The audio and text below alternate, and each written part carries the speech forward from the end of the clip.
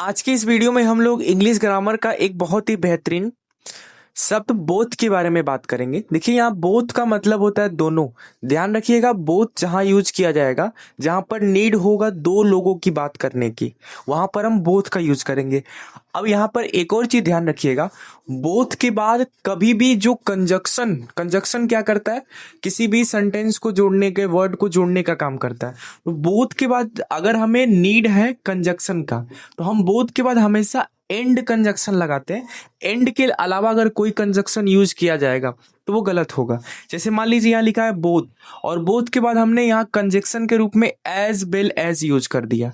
जैसे both Ram as well as Shyam is coming, तो ये सेंटेंस गलत हो जाएगा। सेंटेंस गलत क्यों होगा?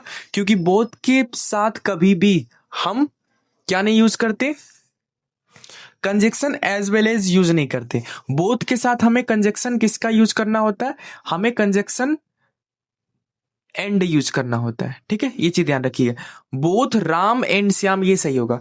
और एक और चीज ध्यान रखिएगा, बोथ जो होता है ये सेंटेंस दो के लिए यूज होता है, यानी ये सेंटेंस को हमेशा प्लूरल बनाता है। ठीक है, तो बोथ के बाद अगर हमें कभी वर्ब का भी यूज करना हो तो हम वर्ब प्लूरल प्लूरल यूज करेंगे, सिंगुलर नहीं। इस सिंगुलर होता है, इसका प्लूरल क्या होता है? आर होता है। तो ये सेंटेंस करेक्ट कब होगा?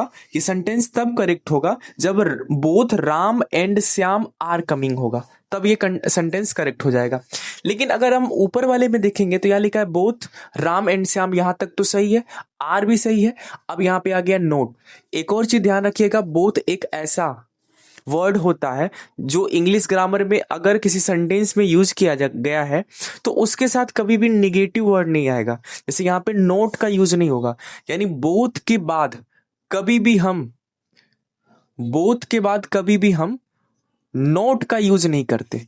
ठीक है, बोथ के बाद अगर नोट का यूज कर दिया गया तो सेंटेंस गलत हो जाएगा। ठीक है, और एक और कंसेप्ट बोथ के बारे में ये ध्यान रखिएगा, बोथ के बाद हम पोजेसिव एडजेक्टिव लगाते हैं, बोथ के पहले नहीं लगाते। जैसे यहाँ लिखा है, ऐसे हमें लिखना हो बोथ माई फ्रेंड, यहाँ पे ये जो माई लिखा है ये क्या है? पोजेसिव एडजेक्टिव है। ठीक है, तो both my friend, both my students, ये सेंटेंस करेक्ट है। लेकिन अगर इसी माई को मैं अगर पहले ला लूं, माई बोथ स्टूडेंट, ये सेंटेंस इनकरेक्ट हो जाएगा। ठीक है, तो ये चीज ध्यान रखिएगा, हमें पोजेसिव एडजेक्टिव हमेशा बोथ के बाद यूज करना होता है, बोथ के पहले कभी नहीं। बोथ के साथ कभी भी नॉट यूज नहीं होता, बोथ के साथ कंजक्शन एंड यूज होता है, और इसके अलावा कोई कंजक्शन यूज नहीं होता एंड के अलावा। ठीक है, तो यहां तक था बोथ का जो भी इंपॉर्टेंट कॉन्सेप्ट जो एग्जाम में पूछा जाता है उसके बारे में। अगर ये वीडियो आपको अच्छा लगा हो, जानकारी पसंद आया हो, तो चैनल को सब्सक्राइब जरूर कीजिएगा। मिलते हैं हम अगले वीडियो में।